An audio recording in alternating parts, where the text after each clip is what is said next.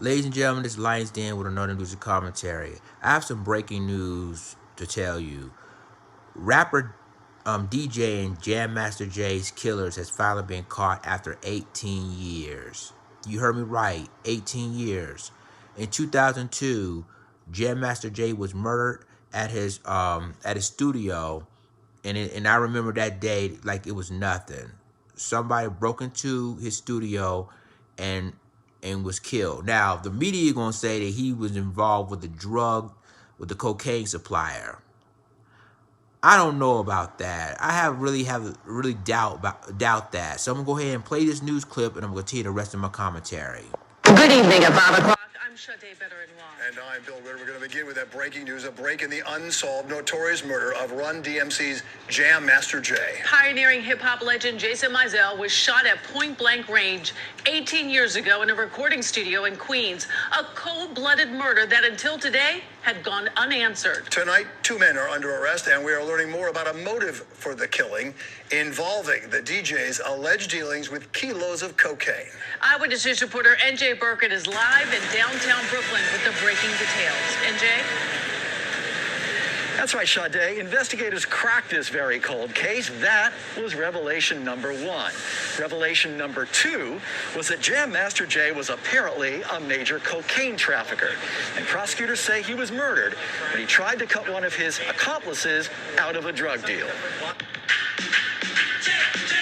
Jam Master Jay was one of the pioneers of hip-hop, part of the group Run DMC that became a global sensation.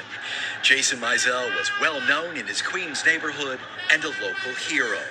But he was murdered in his music studio in October of 2002 by 2 masked men with guns, a crime that went unsolved for nearly 18 years.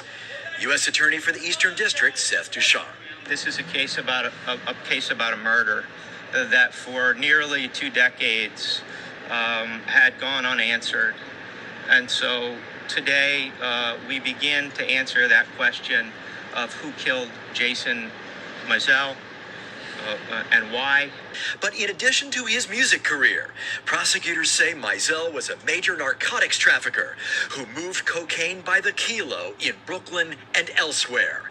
But investigators say when he resolved to cut one of his accomplices out of a major drug deal, that accomplice, identified as Ronald Washington, conspired with another man identified as Carl Jordan to murder Mizell. What we've alleged in that indictment is that on October 30th, 2002, nearly 20 years ago, Mr. Jordan and Mr. Washington walked into a music studio in Queens where Mr. Mizell and others were working, essentially, and hanging out. And they walked in and they murdered him in cold blood. Authorities praised Queens detectives for pursuing the case and developing fresh leads. The relentless pursuit to bring this case to justice is absolutely incredible.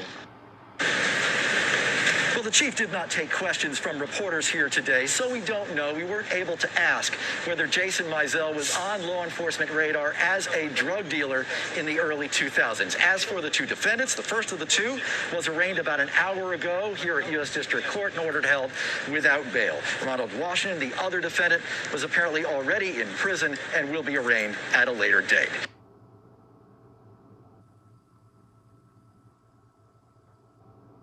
So, ladies and gentlemen, there you have it. On a personal note, I met Jam Master Jay at a club in D.C.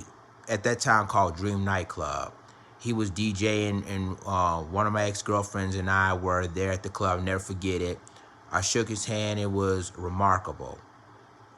A month later, that's when he was murdered. And I'm going to tell you like this, guys. My question is why they waited 18 years to capture these 2 men. And I know some people know something about the incident, and y'all waited 18 years later to finally solve this case. Now, they say that Jam Master Jay was a cocaine distributor. And, you know, I just don't understand.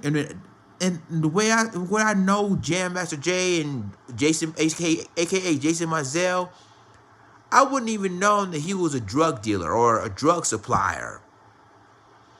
All I know is he has a family, he has a wife, he has kids, and I've never known he is one of the guys that was drug supplier. I don't know. They say he was a drug supplier, but I some don't sound right to me. Because if that was the case, why would they arrested Jam Master Jay on drug charges? I just don't get it. I mean, he's a DJ, he travels a lot. He's with the group Run DMC. So, and it really ain't like he didn't have no money and he had to all of a sudden sell drugs to make some money. He already has money. And now all of a sudden, they call him, well, he was a drug supplier, he's a cocaine dealer. Some tells me this is not right. And now y'all waited 18 years to finally solve this case. 18 years. I mean, don't get me wrong. I'm glad they finally got the guys that did it. Don't get me wrong. But my question is, y'all waited 18 years. This happened in 2002. So y'all waited 18 years later to finally, solve this case. And I know people know something, but we already heard about the no snitching rules. If you snitch, they'll get you like that. But it's crazy on what happened. It's really crazy. And I never forget it. I mean, it's funny that I shook this man's hand, and about a month later, he's dead and gone. And it's sad.